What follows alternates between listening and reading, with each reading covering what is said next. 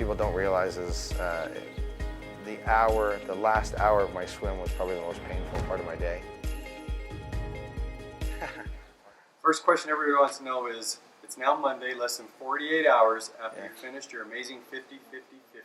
How are you feeling? Yeah, 48 hours after, I've had a little bit of time to decompress.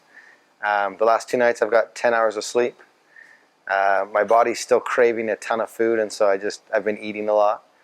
But I'm shocked with how I feel. I still have that overwhelming fatigue. But I mean, no stress muscles, no stress fractures.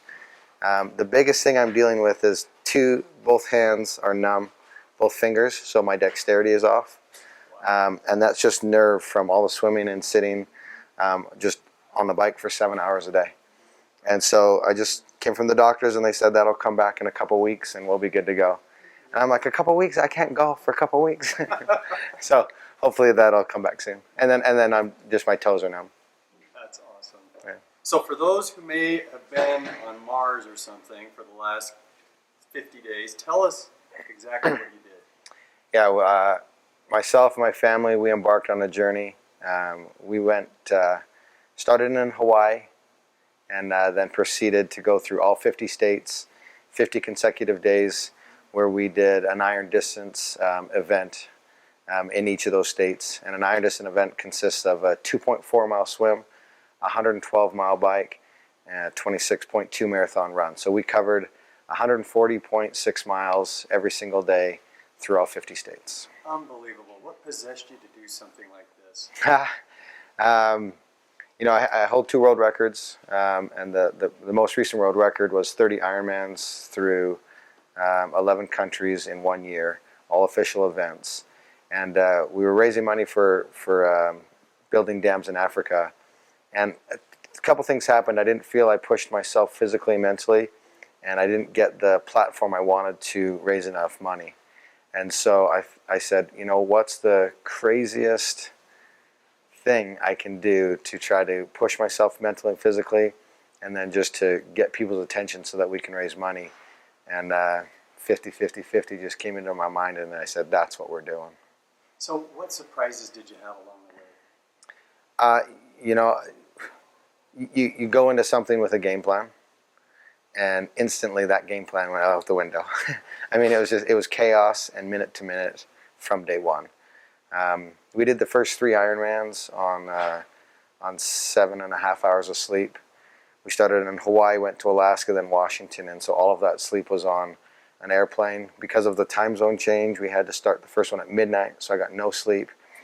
And so right out of the gate, I was just surprised with just how much overwhelming fatigue we had just from lack of sleep.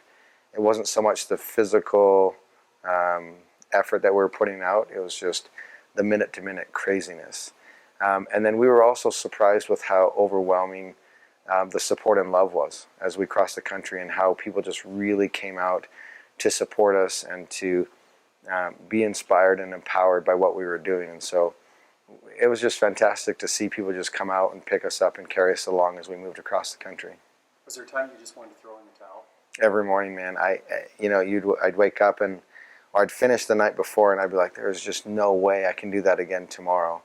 And it became a scenario. Like the first 20, I mean, those were the hardest ones, because my mind knew what it was doing, but my body hadn't got the message yet. And so there was this massive adjustment phase to where my mind was in check, and it was like, yeah, we're doing an Ironman today, but the body it had no clue. It was interesting to see. We were told, that this was impossible, but I knew it wasn't. And what was interesting to see, and I knew from past experience that my body and mind would get stronger as I continued and progressed through the journey. And if you take a look at the big picture, my Ironmans 30 through 50, now my body knew what was going on, and it had adapted.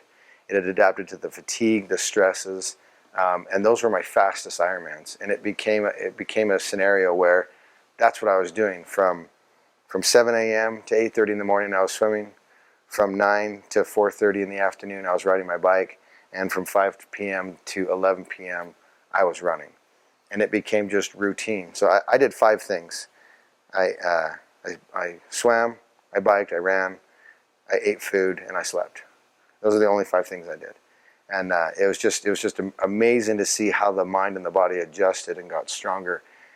I mean, it evolves, man. It's don't limit yourself for anything.